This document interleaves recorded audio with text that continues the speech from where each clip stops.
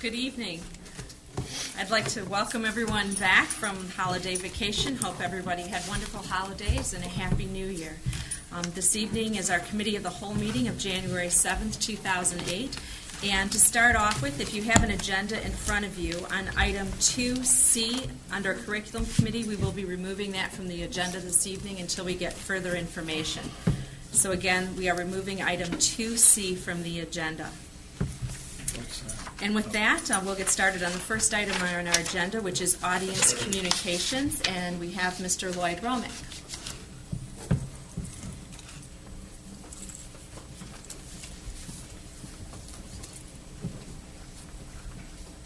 Good evening, Mr. Romick. Good evening.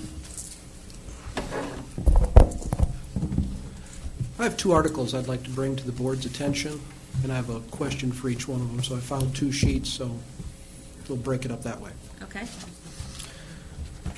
Okay, first is a story from May 5th of 2007. It was in the Detroit Free Press. Livonia Public Schools controller accused her supervisors Friday of moving up bus purchases to eat up a budget surplus because they feared angering school board members who months earlier closed schools as part of business finances. The accusation came 4 days before the district voters are to elect 3 board members. The district superintendent rebutted the claim, saying that the district has nothing to hide and made the purchase for financial, not political reasons. When the district closed the books on the 2005 through 2006 fiscal year, it had a $3.8 million surplus instead of a $1.5 million deficit officials had predicted. Controller Margaret Flower said Lisa Levesque, Director of Business Operations, told her she wanted her to pay $1.8 million in cash for new buses in the 2005-06 fiscal year to reduce the size of the surplus and avoid a school board backlash. The buses initially were to be financed. Flower said the superintendent interceded, but agreed to the purchase of $800,000 in buses.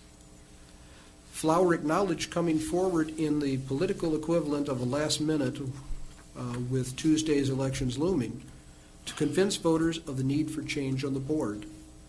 The main issues in the race have been closing and reconfiguring schools. I think there needs to be a change of, I think there needs to be a culture change in there, Flower said. Levesque could not be reached for comment. Superintendent Randy Lipa denied having the conversation Flower alleges. He said the district purchased the buses with cash because it was better long-term move than financing them. This is all old news, he said. This is all information that has been reviewed publicly before the Board of Education. Lipa said the existence of a $3.8 million surplus when a $1.5 million deficit had been expected is small considering the district's $168 million budget. As for Flower's accusations against her superiors, Lipa said there is a disagreement between people in the department.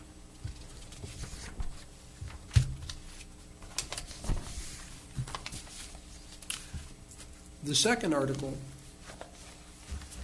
is from December 23rd of 07.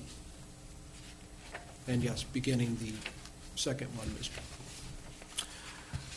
The former controller of the Livonia Public Schools has filed a whistleblower lawsuit against the district, claiming she was retaliated against for criticizing accounting principles.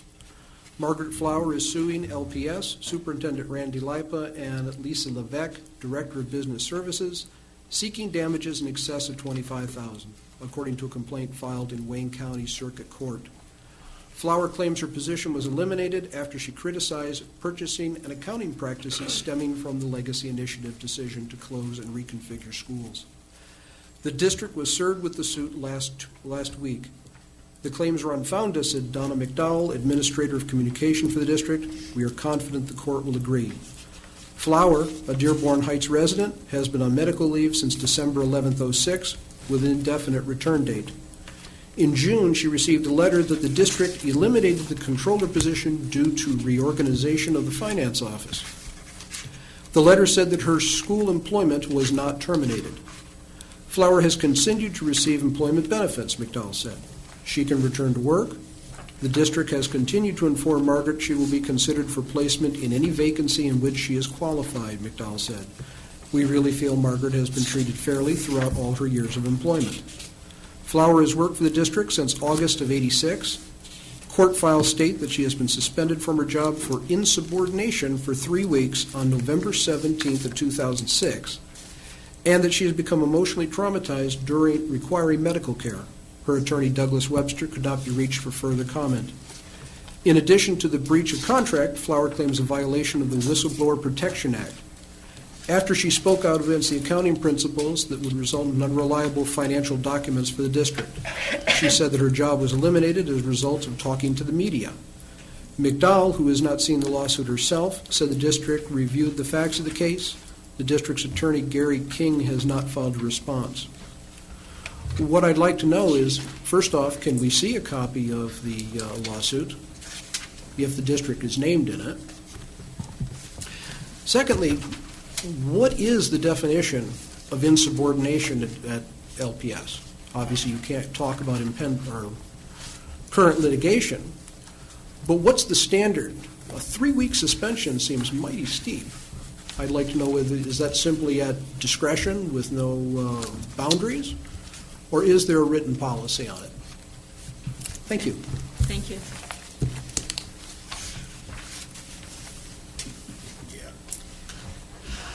With that, we have no further audience communications this evening. We'll move on to